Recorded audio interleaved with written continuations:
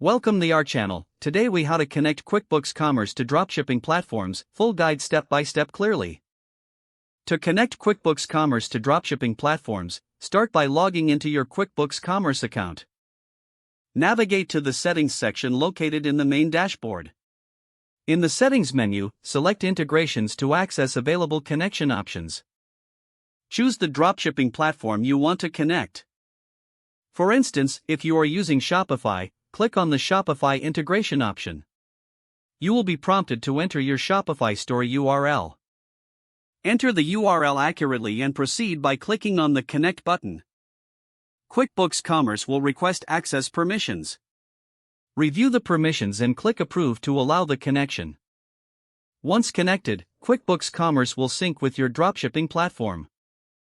This sync may take a few moments to complete, depending on the amount of data being transferred. After the sync finishes, verify that your products are listed correctly in QuickBooks Commerce. Check to make sure all inventory levels are updated and accurately reflect your dropshipping platform. If you encounter any issues, revisit the Integrations section to troubleshoot the connection. You can disconnect and reconnect if necessary to resolve any syncing problems. Finally, explore other settings within QuickBooks Commerce to optimize your dropshipping operations. Adjust inventory settings, order processing preferences, and reporting options as required. Ensure that your business needs are fully met by customizing the platform within QuickBooks Commerce. If the page does not load, refresh the browser or try again in a private or incognito window. Make sure you are using the correct email address, then retype it carefully to avoid small typos.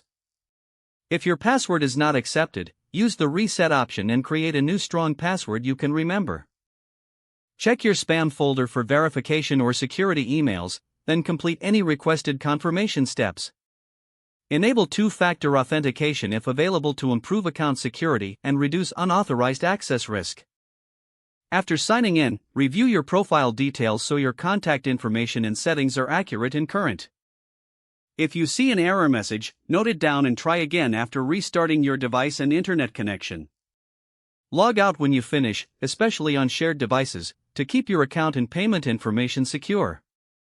If the page does not load, refresh the browser or try again in a private or incognito window.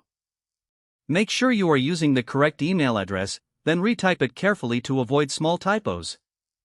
Don't forget to like this video and subscribe to our channel for more step-by-step tech guides.